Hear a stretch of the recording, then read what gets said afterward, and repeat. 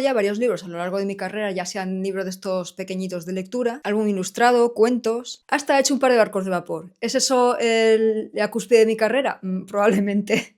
Y también he trabajado ilustrando colecciones de libros, en concreto para 3, y de eso precisamente va a ir este vídeo, de cuando me llegan, pues cómo me las planteo, cómo las voy trabajando y todo eso. Pero antes, hola, me llamo Mar Villar, mi grano aquí gigante y yo os saludamos. No, es que a ver, en semana y media me han salido como 3 en esta zona, 2 me los tapa el pelo, pero es que se ve, además lo toco, me duele y no puedo dejar de tocarlo. Es que es horrible, es como, ¿estoy volviendo a la adolescencia? No, por favor, no, por favor, qué horror.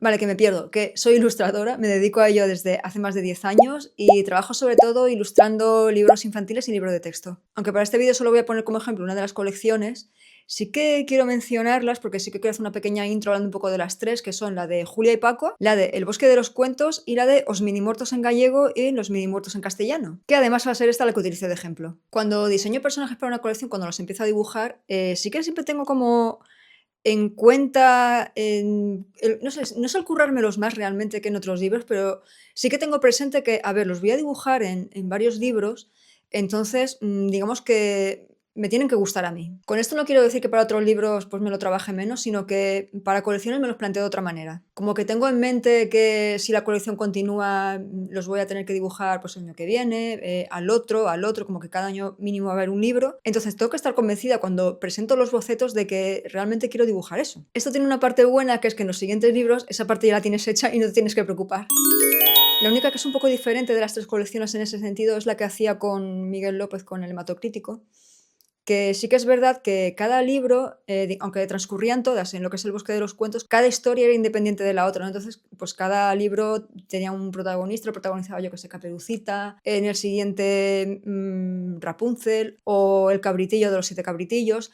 Pero digamos que en todas hay como una especie como de conexión, ¿no? Porque hay personajes que hacen cambios en un libro, que a lo mejor en el siguiente vuelven a aparecer o directamente son protagonistas. Por lo demás, una colección es como hacer cualquier otro libro, porque al final te tienes que hacer con la descripción de los personajes si la hay, o cómo los percibes tú, cómo te los imaginas tú, ver un poco la atmósfera de ese texto, el tono en el que está escrito.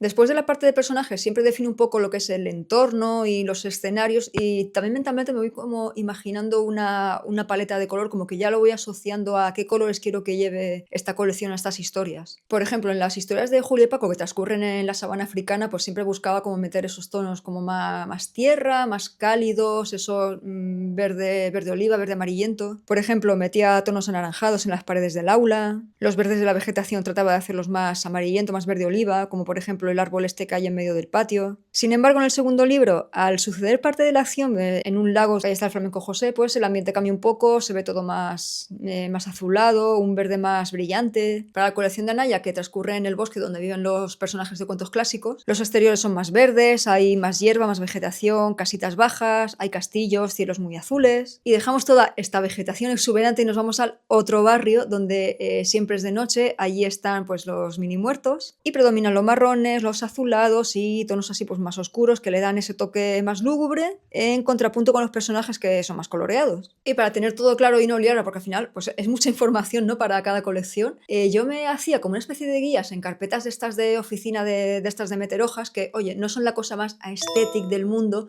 pero a mí me hacían papel. Y en esas carpetas tengo bocetos, tengo paletas de color, tengo información y notas que fueran relevantes a la hora de hacer las ilustraciones, qué modificaciones llevan los personajes una vez escaneados, porque en los mini muertos sí que tienen modificaciones, por ejemplo. Luego cada guía pues tiene sus cosas. En la de Julia y Paco, por ejemplo, aquí estuve metiendo imágenes de animales de la sabana para tenerlos como referencia por si tenía que introducir algún personaje nuevo, algún secundario, y así me evito el pillar el teléfono para buscar algo y acabar media hora haciendo scroll viendo vídeos de animalitos, de gatetes, de pájaros, todo eso, toda esa pérdida de tiempo.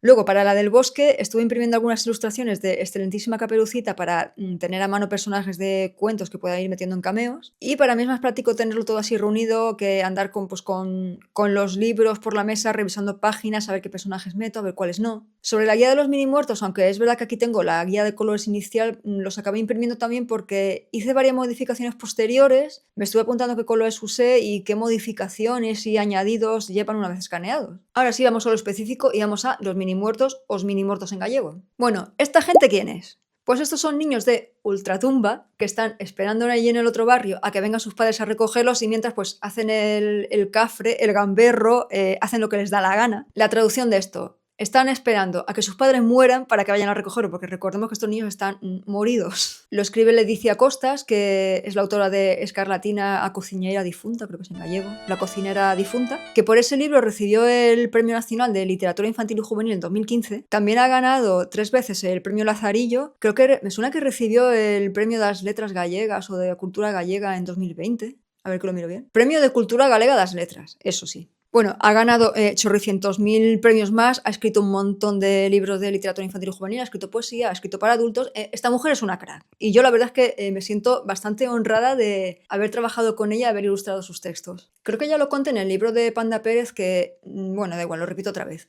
Yo antes de empezar a trabajar un texto, sí que es verdad, aparte de leérmelo, de subrayarme alguna cosa, anotarme alguna idea, siempre empiezo por la parte de los personajes, por el diseño de los personajes. En esta colección, yo creo que me costó muchísimo dar con ellos, les di 80.000 vueltas. Yo tenía claro que no quería hacer los típicos niños siniestros que visten de negro, súper ojerosos. Yo no quería eso, quería huir de todo eso. No quería que tuvieran un rollo Tim Burtoniano, que a mí me encanta Tim Burton, pero yo quería hacer otra cosa distinta, quería que fueran como más coloridos, más alegres. Y aunque la edad de estos libros creo que es a partir de 6-7 años, los personajes, los protagonistas tienen entre 8 y 9. Y es verdad que los primeros diseños que hice de los personajes daban la sensación de ser, pues eso, niños de 6-7 años, niños muy pequeños para la edad que se les correspondía. Pero luego eso cambió, menos mal. Voy a empezar con Petunio y Maya, que aquí ya se puede ver con qué proporciones jugaban en un principio. En mi cabeza, por ejemplo, Petunio era el más mayor del grupo y Maya la más pequeña. Él en un principio iba a llevar el pelo a lo afro, pues un tiesto con petunias y tenía un jersey con una flor. Y ella era muy diminuta, con la cara mucho más redonda que la que tiene actualmente, y una diadema de corazones, pero sin el antifaz que iba a llevar después. Y claro, cuando envié los personajes, las editoras me dijeron que el aspecto era de demasiado niño pequeño, y es verdad. Además, el pelo de Petunio, el tiesto ahí clavado en la cabeza, el jersey con una flor, tampoco les cuadraba demasiado. Y también me sugirieron que marcase más los ojos de Maya, la mirada, que resaltase. Me comentaron que directamente las petunias le salieran de la cabeza sin el macetero y que probase con otros peinados. Entonces les hice una propuesta de 6 peinados y en un principio a mí me gustaban el 1 y el 4, pero eligieron el 5, que precisamente era el que más odiaba en un principio. Sin embargo, ahora después de 6 libros, que aunque hay 4 en castellano, en gallego hay 6 libros, ahora veo que acertaron y es el peinado que más me gusta. También le cambié la ropa a Petunio, le quité el jersey, le puse como una especie de camiseta oscura debajo con una camisa verde por encima y luego le puse como unas flores hawaianas, que estas flores son un añadido aparte, es decir, que yo hago la camisa verde en acuarela y chimpum, y luego cuando digitalizo tengo el archivo aparte sin fondo, entonces le voy poniendo las flores y ya está. Y con la idea de marcarle más los ojos a Maya no estaba muy conforme porque yo tampoco quería que pareciera una niña maquillada, que al final es una niña de 8 años y que hace maquillándose los ojos. Entonces a Leticia se le ocurrió que probase a ponerle una especie de antifaz como de ladrona porque al final ella se cuela en el huerto de Petunio por la noche a comerse sus flores, entonces como que le pegaba bastante al personaje. Le puse también las medias rojas a juego y le puse algunos puntos rojos en la cara a modo de picaduras de abeja porque, a ver, esta niña está en el otro barrio porque era alérgica a las picaduras de abeja, le picó un enjambre de abejas y acabó allí. O sea, por eso está ahí. Y así quedaron finalmente estos dos a color, que se puede ver la diferencia de diseño y sobre todo la altura. A todo esto, ya como curiosidad, esta fue la primera prueba de Petunio y de Maya, pero después de dibujarlos los intercambié y creo que acerté y quedaron mucho mejor. Los otros dos protagonistas del grupo son Achus y Dinamito, que en un principio Achus se iba a llamar Pochita y Dinamito iba a ser Quimicefa. Pero en la versión en gallego Achus se quedó como Pochiña. Toma. Bueno, por los nombres os podéis dar una idea de qué palmaron estos dos. A Achus, como en vida siempre estaba enferma, enseguida me la imaginé con que iba a llevar pijama, bata, pantuflas, iba a ir con el kit de andar por casa con el outfit que me gusta llevar a mí en invierno. O sea, iba vestida como yo en invierno, literalmente. Entonces, además de comentarme el tema de la altura, me dijeron que potenciara ese atuendo, entonces le puse como la capucha con las orejitas, le puse unas pantuflas de unicornio y un pijama con un pantalón morado con lunares y la camiseta tenía como una especie como de arcoiris en la panza. A Dinamito lo hice con bata de científico en un principio porque, a ver, él siempre estaba probando fórmulas en el laboratorio, mezclando ácido clorhídrico encima de sulfato de cloro, no sé, bueno, que la lío parda, ahí recreando el meme. Y en un principio siempre iba a llevar la cabeza en llamas porque cuando explotó el laboratorio que le causó la morisión, pues se le quemó el pelo y siempre lo iba a llevar así. Y aquí he de decir que me salí con la mía porque en el diseño inicial yo le puse como una especie de dientes de conejo, que yo tenía la manía de hacer algún personaje en algún libro con dientes de conejo. Y mira, me hicieron varios cambios en este personaje, pero en ese no. Así que mini punto para la menda. Un aplauso. Claro, en mi cabeza Dinamito es un niño de raza negra, pero claro, en todos los originales los pinto a todos con el mismo tono de piel, así como ese rosa morado mortecino. Pero entonces cuando digitalizo, cuando escaneo todo, tengo como por ahí guardado como una especie como de mancha de acuarela marrón que se la superpongo por encima para oscurecer un poco la piel. Los cambios que me hicieron fue ponerle una ropa mucho más moderna, entonces le puse una sudadera naranja, unos pantalones vaqueros y unas zapatillas así deportivas molonas. Además decidimos que su pelo en estado normal en reposo iba a ser pelo normal, con lo cual le hice como ese peinado que lleva Will Smith en El Príncipe de Bel-Air, y cuando se altera o se emociona o se asusta o se enfada se le ponen llamas. Hay otros personajes que acompañan a la pandilla como el caracol verdura o Penoso, que es un oso de peluche, y luego está por ahí la lechuza, que es un personaje que digamos que es la narradora y que es un poco misteriosa, transita entre los dos mundos, entre el de los vivos y el de los muertos, no se sabe si está muerta, si está viva. Verdura es el caracol que vive en la cabeza de Petunio y no fue un personaje que me presentara ningún reto porque, a ver, es un caracol pero azulado porque está muerto, no tiene más. Luego está Penoso, que es la alegría de la huerta. No. Es un oso de peluche que es la drama queen del grupo y siempre llora y monta la escena por literalmente cualquier cosa. Debía sí o sí llevar un peto con un bolsillo central donde guarda su micro porque a veces, oye, pues arranca a cantar, se cree que está en Operación Triunfo este. Las pruebas que hice de Penoso es verdad que no me llevaron mucho trabajo porque enseguida encontré el personaje. Le hice ahí unos ojos tristones y ojerosos con la boca siempre hacia abajo y ya está. Y a Lechuza es verdad que la hice bastante realista para lo que es el universo de los mini muertos, pero creo que no desentona. Además, yo creo que en casi todos los libros abre y cierra ella las ilustraciones y siempre la dibujo en la primera ilustración y en la última. A partir del tercer libro conocemos a Auto y a Caravana, que son dos personajes secundarios que son hermanos y de vez en cuando pues está con la pandilla de los mini muertos.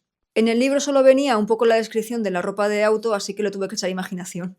Yo los veía, me los imaginaba con pelos divertidos. A él, por ejemplo, le hice un pelo así como amarillo pollo con la raíz súper negra y a ella morena con las puntas azules. Que por otra parte es un pelo que siempre me he querido hacer, pero la realidad de esto es que, bueno, sí que tengo cantidad, pero es súper fino, quebradizo. Entonces, si me tengo que decolorar, tengo que hacerlo poco a poco, dar no sé cuántas sesiones, luego tintar, esto, lo otro. El mantenimiento es un rollo y aparte me iba a dejar una pasta y se me iba a caer el pelo a cachos. Así que, pasando. Me sale más barato raparme y ponerme una peluca. No, eso en serio, alguna vez lo he pensado. Eso sería una fantasía, el llevar cada día un pelo distinto. Que dices, oye, hoy me he levantado y me siento rubia, pues me pongo una peluca rubia.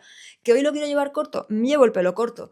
Que hoy me apetece ponerme un pelucón rosa porque me pega con la ropa, pues me pongo un pelucón rosa porque me pega con la ropa. A ver, desvarío, Mar, reconduce esto, reconduce por favor, Mac. Sobre la ropa de Auto describía que llevaba un jersey como de lunares, ¿no? Entonces le hice ese jersey, los pantalones así un poquito anchos y luego pensé que le iba a quedar en una riñonera, así que se la puse. Con Caravana hice varias pruebas, tanto de la ropa como del pelo, y todas tienen en común la chaqueta tipo bomber y el colgante. Eso iba a ser fijo sí o sí. Al final me quedé con esta y estos son los dos hermanos a color.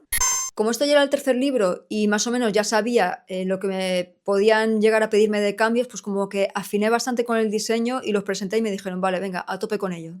Cuando empecé con la ambientación y con el diseño de los edificios del otro barrio, sí que quería huir un poco de todo ese ambiente como súper tétrico, pero bueno, aún así los tonos son como muy azulados, marrones oscuros, pero también hay ocres, algunos marrones así más claros que le dan calidez. En mi mente tenía que los edificios del otro barrio fueran pues casitas bajas o como mucho de 3 plantas. En este boceto de la ilustración que abre el primer libro sí que se ve la idea, pero parece más una construcción moderna, así que le quise dar un rollo más de cementerio, entre comillas. Y esto lo conseguí cambiando el diseño de ventanas y puertas, y estuve jugando con formas de arcos acabado en punta que recuerden un poco a los arcos góticos, o añadir esta especie de volutas, o que los arcos se sostengan mediante columnas. Creo que quedó un poco mix entre las típicas casas del Cabañal en Valencia, pero con un deje que recuerda a la arquitectura gótica y renacentista. Pero por supuesto que también aparecen cementerios, alguna que otra estatua, y casas que recuerdan al estilo victoriano y que puede que además estén encantadas.